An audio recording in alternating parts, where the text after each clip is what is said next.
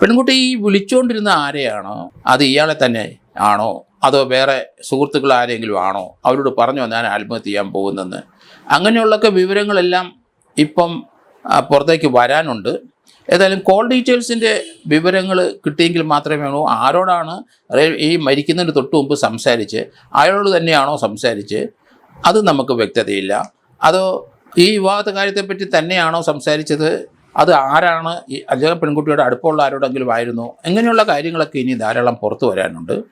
എങ്കിലും ആ ആത്മഹത്യ അത് ആ പെൺകുട്ടി എടുത്തൊരു തീരുമാനത്തിൻ്റെ പുറത്ത് തന്നെയാണ്. കാരണം ഫോറൻസിക് സയൻസൊക്കെ പഠിച്ചു, നല്ല വിദ്യാഭ്യാസം ലഭിച്ചു, ചിന്തിക്കാൻ കഴിവുള്ള പെൺകുട്ടിയാണ്. പിന്നെ എന്തുകൊണ്ടാണ് ഇങ്ങനൊരു തീരുമാനം എടുത്തതെന്ന് മനസ്സിലാകുന്നില്ല. അതുപോലെയുള്ള IBയിലും മറ്റുള്ളവരുമൊക്കെ ഇതുപോലുള്ള ജീവിത പ്രതിസന്ധികളെയൊക്കെ തരണം ചെയ്യാൻ കഴിവുള്ളവരായിട്ടാണ് നമ്മൾ കണക്കാക്കുന്നത്. പക്ഷേ ഈ പെൺകുട്ടി എന്തുകൊണ്ട് അങ്ങനെ ഒരു തീരുമാനം എടുത്ത് ആ ആത്മഹത്യയിലേക്ക് പോയി, ആത്മഹത്യയിലേക്ക് നയിക്കാനുള്ള കാരണം എന്താണ്, മറ്റെന്തെങ്കിലും പ്രശ്നങ്ങൾ ഇവരുടെ ബന്ധത്തിൽ ഉണ്ടായിട്ടുണ്ടോ, അയാൾ എന്തുകൊണ്ടാണ് പിന്മാറിയത് എന്നുള്ള കാര്യവും വസ്തുതകളൊക്കെ പോലീസ് അന്വേഷിച്ചു കഴിഞ്ഞെങ്കിൽ മാത്രമേ നമുക്ക് അത് വിലയിരുത്താൻ കഴിയുള്ളൂ.